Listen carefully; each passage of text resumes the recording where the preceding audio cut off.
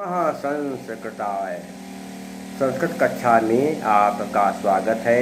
मैं प्रतीत Ram Verma, assistant professor, Shri Gandhi महाविद्यालय सिधौली सीतापुर।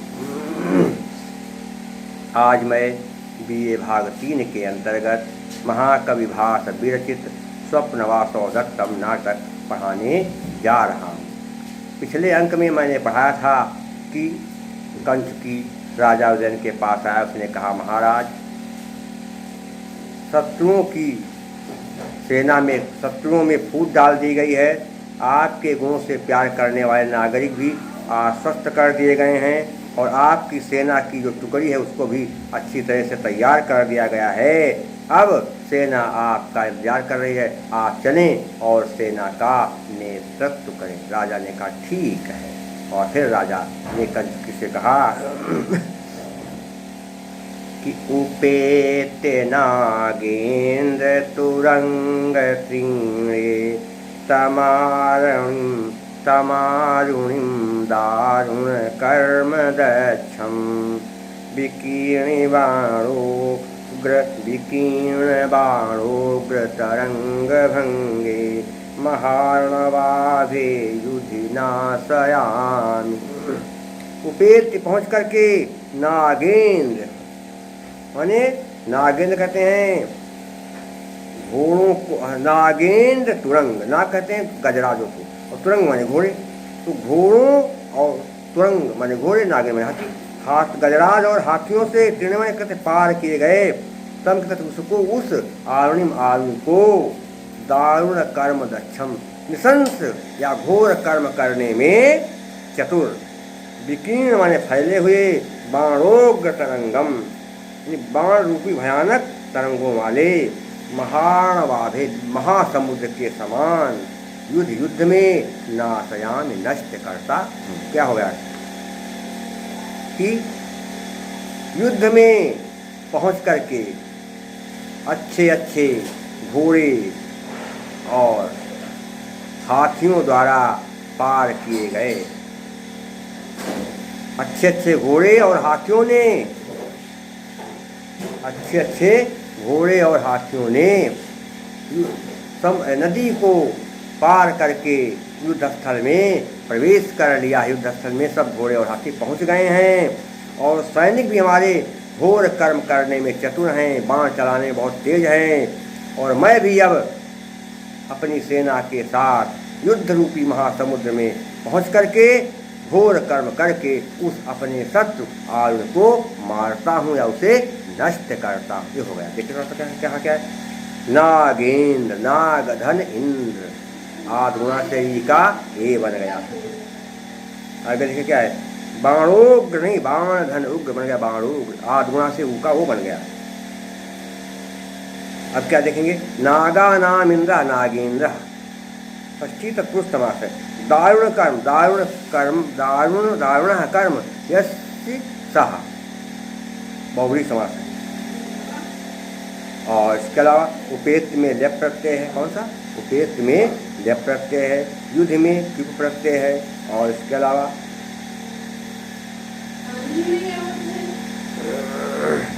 युद्ध में, हाँ, उपेत में लेप प्रत्यय और तुरंग में घई प्रत्यय है। अलंकार कौन सा हो जाएगा? कौन सा अलंकार, ध्यान देंगे, रूपक अलंकार है।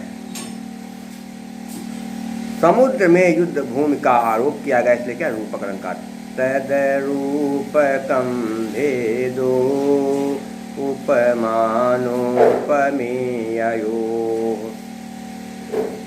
और क्या है, ओज गुण है। कौन सा? ओज गुण।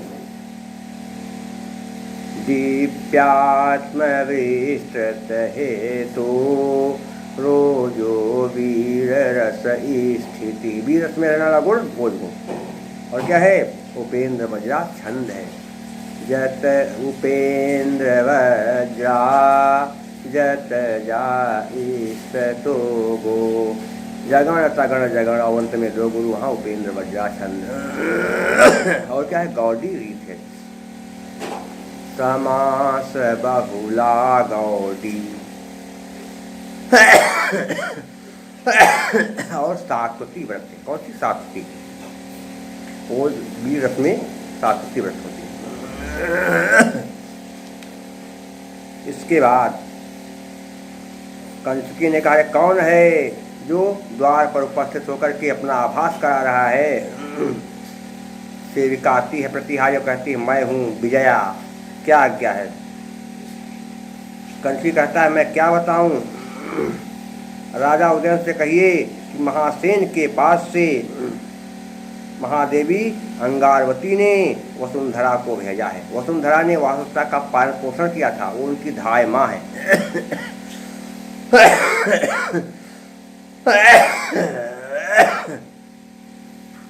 वसुंधरा वासुदेवता की धाय है, माँ है, उसकी पालन करने वाली। तो कहा अच्छा। तो सेविका ने कहा लेकिन अभी राजा से मिलने का समय नहीं है। कंचुकी ने कहा क्यों समय नहीं है? प्रतिहारी ने कहा सुनिए बाबा जी, महाराज ने आज वीणा की मधुर आवाज़ सुनी और वो मधुर आवाज़ सुनकर को उन्हें लगा कि घोषवती वीणा की आवाज़ है, क्योंकि घोषवती वीणा को महारानी वासवदत्ता बजाती थी। राजा वीणा जिधर से वीणा की आवाज़ इधर से आ रही तो उधर गए। तो जब वो आदमी जो वीणा बजा रहा तो उससे पूछा ये वीणा तुमको कहाँ से मिली? तो उसने कहा मैं नर्मदा नदी के किनारे गया था, वहाँ कुशों की जो झाड़ियाँ थी, उन्हीं कुशों की झाड़ियों के बीच मुझे वीणा मिली है। राजा ध्यान देखा तो उन्हें पता लग गया कि एक घोषवती वीणा है। राजा ने घोषवती वीणा को देखा, तब तक उनका मित्र भी वहाँ आ गया। राजा ने अपने मित्र वसंतक से कहा कि हे मित्र, श्रुति सुख निनदे कथम नु देव्या, श्रुति सुख निनदे कथम नु देव्या, स्तन युगले जघन स्थले च सुप्ता, विहग गण रजो विकीर्ण दंडा, प्रतिभय मधुसिता अस्यरण्यवासम। श्रुति सुख निनदे, अपनी मधुर आवाज़ से कानों को आनंदित करने वाली, कानों को सुख देने वाली, कथम मने क्यों, नु मने तो, देव्या देवी के स्तन बोले दोनों स्तनों पर, जघन स्तर दोनों जांघों पर, चा मने और सुखता सुख। हे वीणा, तू अपनी आवाज़ से सबको बहुत सुख देती है और तू देवी वासुदेवता के दोनों स्तनों पर और उसकी दोनों जांघों पर सोती थी। विहगण कहते हैं पक्षीगण, रजो में धूल, विकीर्ण माने उड़ाई गई, दंडा कमलनाथ, पक्षियों के समूह जब उड़े तो उनके उड़ने से धूल उड़ी और वो धूल उड़ करके कमलनाल पर पड़ी। इससे कमलनाल जो है गंदी हो गई, मलिन हो गई। प्रतिभयम माने भयंकर कहते क्या, अध्युष्टा में स्वीकार किया है, अस्सी माने हो, स्वीकार किए हो क्या, अरण्य निवासम जंगल के निवास को या वनवास को। प्रतिभय माने भयंकर। जैसे पक्षियों के समूह जब बहुत तेजी से उड़े तो उनके उड़ने से धूल उड़ी और वो धूल उड़ करके कमलनालों पर पड़ी, इससे कमलनालों में मलिनता आ गई, वो गंदे हो गए। उसी प्रकार से हे वीणा, तू कमलनाल के समान थोड़ा गंदी हो गई है। और तू बता, तूने भयंकर जंगल में क्यों निवास किया है? तुझे वासुदेवता के साथ रहना चाहिए था। जब वो मर गई तुझको मर जाना चाहिए था, लेकिन तू तो मरी नहीं, तू भी जिंदा है। तो हे वीणा बता, तूने भयंकर जंगल को अपना निवास स्थान क्यों चुना? और तू जैसे पक्षियों के द्वारा उड़ाई गई धूल से कमलनाल गंदे हो जाते, वैसे तू भी अब जो है मटमैली हो गई। ये राजा ने कहा, किससे? वीणा से। देखिए कहाँ पर क्या है, क्या लिखा है, अध्युष्टा, प्रतिभयम अध्युष्टा, अधिधनुष्टा बन जाएगा अध्युष्टा, इकोन से ई का या बन गया।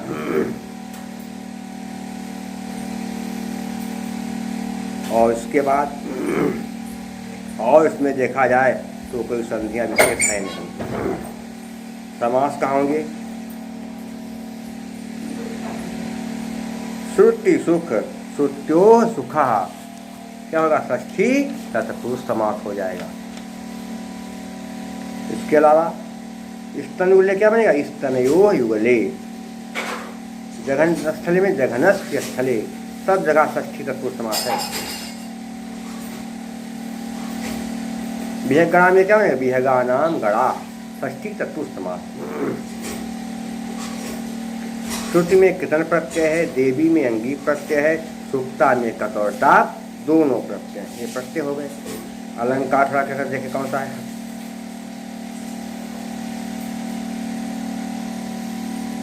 तूने जंगल में क्यों निवास किया? निवास, जंगल में निवास करने का कोई कारण नहीं, इसलिए क्या है? क्रियाया प्रतिषेधे फल व्यक्तिर विभावना, विभावना अलंकार है। और क्या है?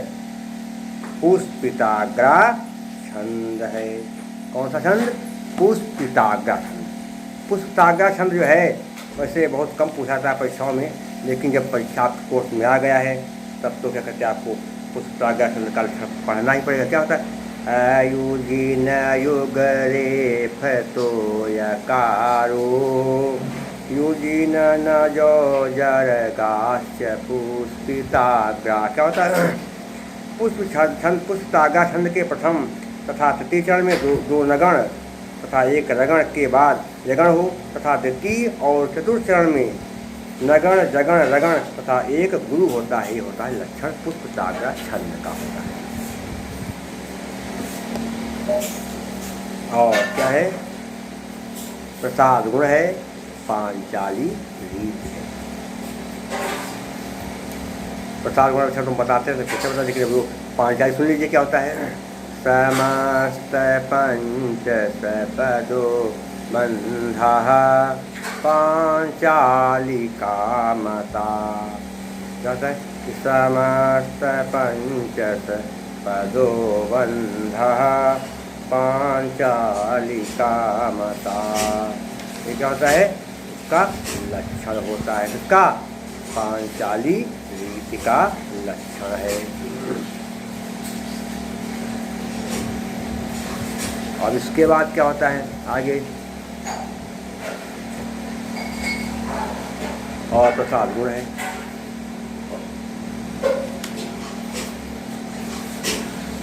राजा ने कहा, और भी हे घोषवती, तुम स्नेह से रहित हो जो बेचारी वासवदत्ता को याद नहीं कर रही हो। क्यों? श्रोणी श्रोणी समुदहन पार्श्वनिपीडितान्, श्रोणी समुद्रहन पार्श्वनिपीडितान् खेदिस्तनान्तर सुखान्युपगूहितान् उद्दिश्य माम च विरहे परिदेवितान् वाद्यांतरेषु कथितानि च सस्मितान्। श्रोणी समुद्रहन पार्श्व निपीड़ितान्, निकट प्रदेश में धारण, कमर पर धारण किए जाने वाले, बगल में रखने से संपीड़ित, दबाए जाने पर तुमको अपने कमर पर रखती थी वासुदत्ता, और फिर तुमको बगल में, तुम अपने बगल में दबाती थी और अपने बगल में दबा करके तुमको अपने कमर के पास रखती थी। खेदस तेज, परिश्रम के कारण क्या है? स्तनांतर, स्तनों के बीच में सुखान, सुखपूर्वक उपगूहितान, आलिंगन करती थी। परिश्रम के कारण जो है, परिश्रम के कारण स्तनों के बीच में रख करके तुम्हारा सुख से आलिंगन करती थी, तुमको गले से लगाती थी। उद्देश्य लक्ष्य करके माँ मैंने मुझको, क्या मैंने कहता, और विरहे वियोग में परिदेवितान, विलाप करना, परिदेवता में विलाप, वाद्यांतरेश वक्त बिगड़ा बजाने के बीच में कथितान, वचनों को चामन, और सस्मितान, मंद मंद मुस्कान। वासवदत्ता तुमको बगल में दबाकर रखती थी और जब वो बगल में तुमको दबाती थी तो तुम उसकी कमर के पास तक पहुंच जाती थी। और फिर ऐसी स्थिति में वासवदत्ता तुम्हारा जो है सुखपूर्वक आलिंगन करती थी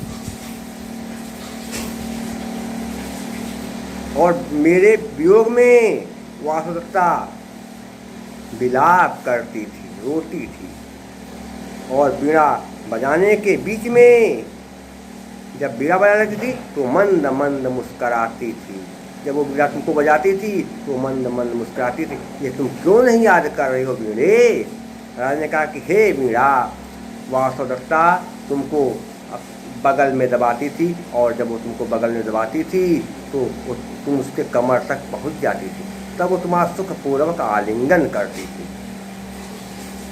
और मेरे वियोग में वह बहुत विलाप करती थी, लेकिन जब तुमको बजाती थी तो मुझको याद करके मंद मंद मुस्कराती थी। इस बात को तुम क्यों नहीं याद कर रहे हो? तुमको याद करना चाहिए। राजा ने कहा, देखिए कहा क्या है।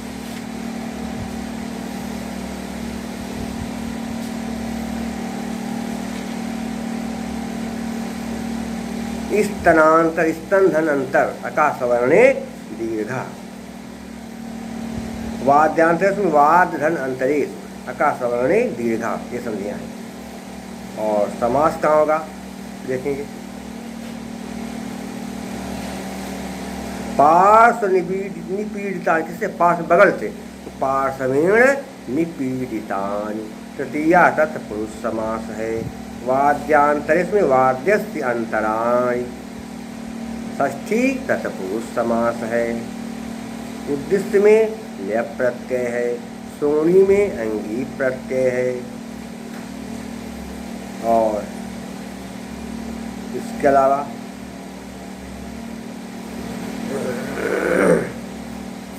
उपगुहितान में कत प्रत्यय है। अलंकार कौन सा हो गया ये ध्यान देंगे।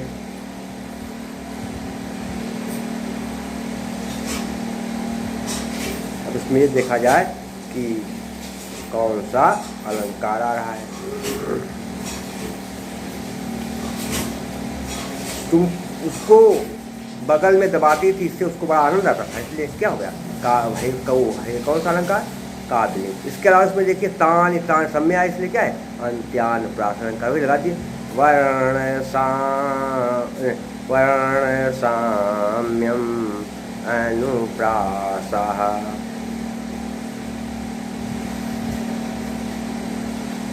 और इसके अलावा प्रसाद गुण वैदर्भी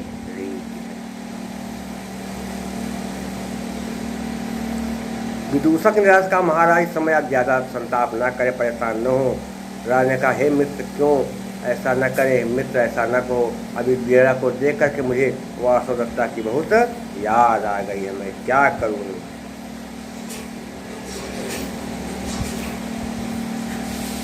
देखिए कहाँ पर क्या है। चिर प्रसोक्त कामो मे वीणया प्रतिबोधितः ताम तु देवी मन पश्यामि यस्या घोषवती प्रिया। चिर पुरुषत्व में बहुत समय से सोया हुआ कामो मैंने कहते प्रेम भाव, कामः कहते कामः कामः धन ए हस्या से विसर्ग काऊ आदगुणा से काऊ। तो काम मैंने प्रेम भाव कहते मेरा वीणा कहते वीणा ने वीणा के द्वारा प्रतिबोधता जगा दिया गया है। मेरा काम भाव जो बहुत समय से सोया हुआ था वह वीणा के द्वारा जगा दिया गया है।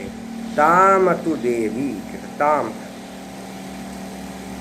ताम मैं उसको, तू मैं तो, देवी मैं देवी, उस देवी को ना मैं नहीं पश्चान में देख रहा हूँ, मैं उस देवी को नहीं देख रहा हूँ। यस्या घोषवती, जिसकी घोषवती वीणा थी। अरे इस वीणा को देखने से बहुत समय से सोया हुआ मेरा काम भाव या मेरा प्रेम भाव जाग गया है। इस वीणा को देख करके मैं उस अपनी प्रिया को नहीं देख पा रहा हूँ जिसकी यह वीणा है। और एक घोषवती वीणा मेरी प्रिया वासवदत्ता की।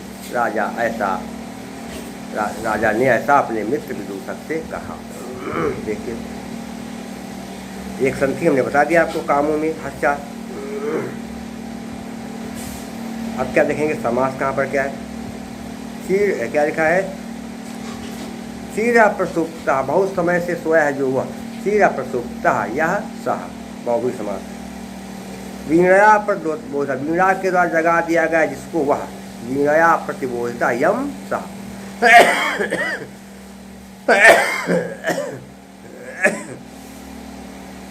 और फिर क्या कहते क्या है, घोषवती में अंगी प्रत्यय, प्रिया में टाप प्रत्यय, प्रतिबोधिता में कथ प्रत्यय, वीणा में टाप प्रत्यय, ये सब प्रत्यय हो गए। अलंकार कौन सा कहते हैं, मेरी काम भावना जाग गई, मेरा प्रेम भाव जाग गया, क्यों, उसका कारण क्या है, वीणा, इसलिए क्या है, हे तोरवाक्य पदार्थत्वे काव्यलिंगम निगद्यते। और अनुष्टुप छंद है, क्या होता है, श्लोके षष्ठम गुरु गेयम सरव्रत लघु पंचमम द्विचतुष्पादयोरहस्वं सप्तमं दीर्घमन्योः। इस श्लोक के प्रत्येक चरण में 5वां अक्षर लघु होता है, छठा गुरु होता है, दूसरे और चौथे चरण में 7वां अक्षर ह्रस्व होता है, पहले 3 चरण में 7वां अक्षर दीर्घ होता है, उसे जो है अनुष्टुप छंद कहते हैं।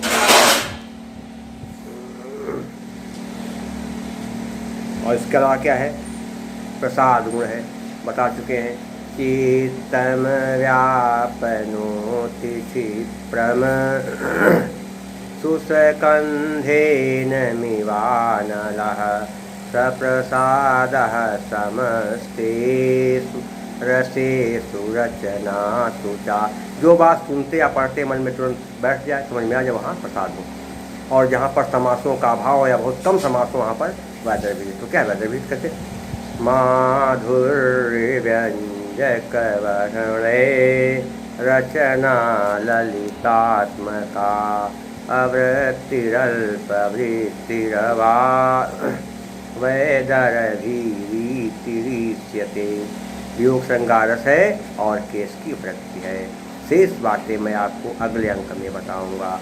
तब तक के लिए नमः संस्कृताय।